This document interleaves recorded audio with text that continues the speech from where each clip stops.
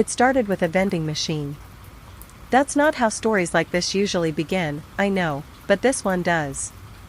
Nick wasn't some thrill seeker. He didn't believe in ghosts or glitches in reality or any of that stuff. He worked in an office building downtown, 5th floor, marketing firm, nothing special. It was a Thursday. And for what it's worth, it was hot as hell in Phoenix. The kind of heat that makes you feel like your skin's buzzing before you even leave the parking garage. Around 1 p.m., Nick's stomach started grumbling. He skipped breakfast that day, back-to-back client calls. So he grabbed a few bucks from his desk drawer, headed toward the vending machines near the end of the East Wing hallway. That's when everything started to get weird. Part 1, the door that shouldn't exist. That part of the office was always quiet. It was a leftover corridor from when the building had more tenants. Half the rooms were storage now, doors shut, fluorescent lights flickering overhead. The vending machine was half busted. It had been that way for months, but if you hit the keypad just right, it'd still give you your chips or candy. Nick had mastered it. He pressed the buttons. Nothing happened. He groaned, smacked the side like always. That's when he heard it, a soft mechanical click behind him. He turned around. There was a door. Now, here's the thing. Nick walked past this hallway every single day. There were only 3 doors at the end of it, a janitor closet, a stairwell, and a storage room with a sign that literally said, "Do not enter." But now there was a 4th door. Off-white, no label, slightly ajar. He stared at it for a few seconds, unsure if it was always there and he just never noticed. Maybe the janitor left it open? Maybe it was a service closet?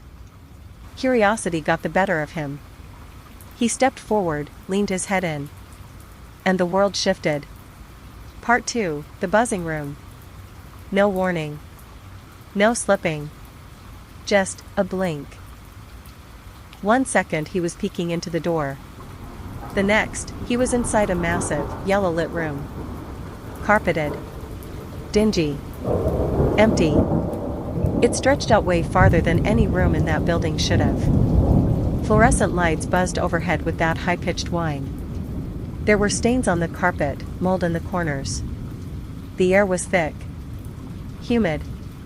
And the smell, God, it smelled like old paper, dust, and wet drywall. Nick spun around. No door. No hallway. Just yellow walls stretching out in every direction. He stood there for what felt like a full minute, trying to make sense of it. Was this some kind of prank? An unlisted floor? An abandoned level they forgot to demolish? He pulled out his phone. 1 bar of service. The time read 1:14 p.m. His Maps app just spun, trying to place him. He called his coworker. Straight to voicemail. Okay, he muttered out loud, this is weird, but not supernatural. Maybe some kind of weird maintenance floor. Maybe there's a way back. He started walking.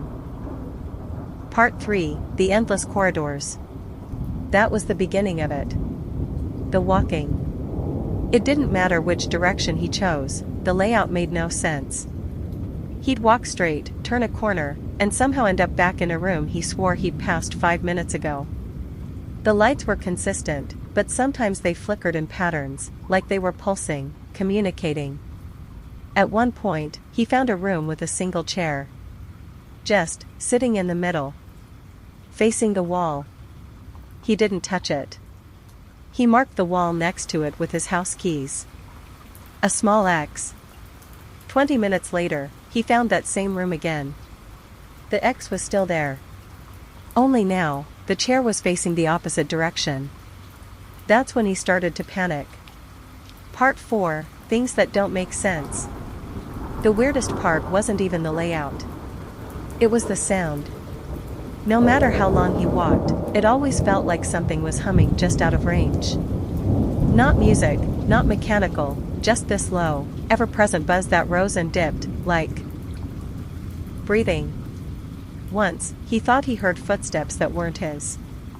Twice, He swore the lights above him dimmed for just a second longer than usual, like something tall had passed in front of him. He shouted. Screamed. No echo. No response. Just more yellow. More buzzing. Part 5, The Clock ****. By now, Nick was sweating. The air wasn't circulating. His mouth was dry. He checked his phone again. 3:41 p.m. There was no way he'd been walking for over 2 hours. It felt like 30 minutes, max. He hadn't even felt hungry or tired. Just anxious. Off. He opened the camera app and tried filming a video, proof for when he got out. But when he pressed record, the screen stayed black. No image. Just audio. He recorded anyway. If anyone finds this, my name is Nick Collins. I work at Wells & Moore, downtown Phoenix, 5th floor. I don't know where I am. The video cut out. Corrupted. Just a static thumbnail and midnight timestamp. Part 6, The Exit That Wasn't. Finally, after what felt like hours, he found something different, a door. It was metal. Painted gray. Slightly rusted around the edges. No sign, no window. But it was something. He pushed it open. Blinding light poured in, not white, but natural light. Sunlight. And sound. Birds. Cars. A dog barking. He stepped through. And found himself standing in the parking garage beneath his office. He staggered forward, shielding his eyes. It was bright outside now. He pulled out his phone. 12:52 p.m. What? He checked it again. Refreshed it. Still 12:52. Somehow, it was still before he even left for the vending machine. But his legs ached. His shirt was damp with sweat. There were dirty footprints on his dress shoes. Part 7, The Aftermath. Nick rode the elevator back up in silence. When he stepped out onto the 5th floor, his co-workers were still chatting in the break room. Nothing had changed. He walked to the vending machine. Still busted. The hallway? Still 3 doors. No 4th one. No trace of the one he walked through. He asked building security later that day if there was a sublevel or old maintenance corridor.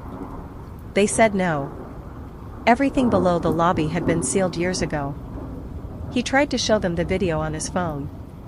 It was gone. No file. No record. Not even in recently deleted. Part 8, The Details That Don't Add Up. Later that night, Nick showered and noticed something under his shirt, a small rash along his lower back. Like carpet burn. He didn't remember falling. He checked his pockets. In one of them was a yellow sticky note he didn't remember writing. It said, "Don't sit down." That's it. Just those 3 words. In his handwriting. But he doesn't remember writing them. To this day, he keeps it folded in his wallet. He doesn't talk about it much, not because he's scared people won't believe him. But because he's scared someone will say, "Wait, that happened to me too." If you've ever seen something you weren't supposed to, or found yourself somewhere that shouldn't exist, tell your story below. Nick's not the only one. The backrooms aren't a place you go. They're a place you fall into, when the world glitches just long enough to let you slip.